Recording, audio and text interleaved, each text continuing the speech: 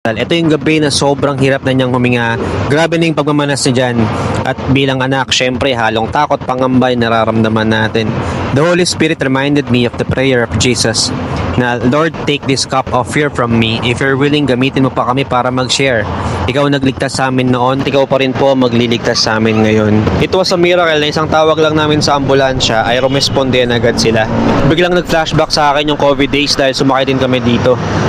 At ito na nga yung first session ni Papa sa dialysis. At mas umukay siya. Kumakain ngayon si Papi.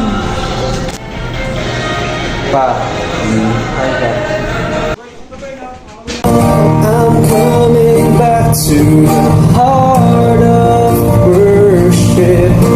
Dito rin nagkaroon kami ng bonding ni Kuya. Mas napalapit kami kay Papa. Rasko? Kiss ko na. Ha? Kiss ko na. Rasko na? Dito nga pala kami sa East Avenue Medical Center. I will soar with you above the storm. Father, you are king over the flood. Dito katapos lang ng session ni Papa at nakabalik na kami sa kwarto. Halos ganito ang routine namin araw-araw. Pero hindi may tatanggi ang will to live ni Papi. At grabing fighting spirit niya. Hirapan lang talaga siyang huminga dahil nagkaroon ng tubig yung baga niya.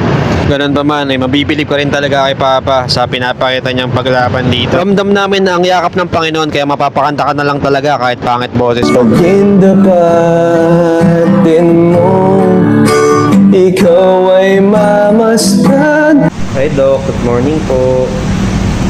Papakit ng gilas oh. Dok oh, gusto nang umuwi talaga Dok oh. You shield my way.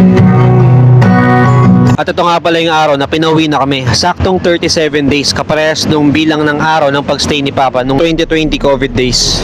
Ang galing talaga ni Lord dahil saktong Sunday yung labas niya. Ang sarap sa pakiramdam na nakita mo yung tatay mo na wala na sa ospital at kasama na niya mga apo niya at mga alaga niyang layon. Grabe kabutihan ni Lord na umaapaw kahit di natin deserve.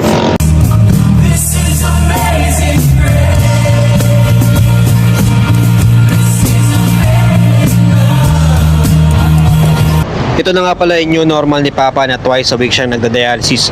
Pero better na siya compared sa dati na hindi siya nagda-dialysis. Pero alam nyo, gaano man kadalas magbago ang takbo ng buhay, ayos lang. Ang mahalaga kasama natin si Jesus sa bawat akbang.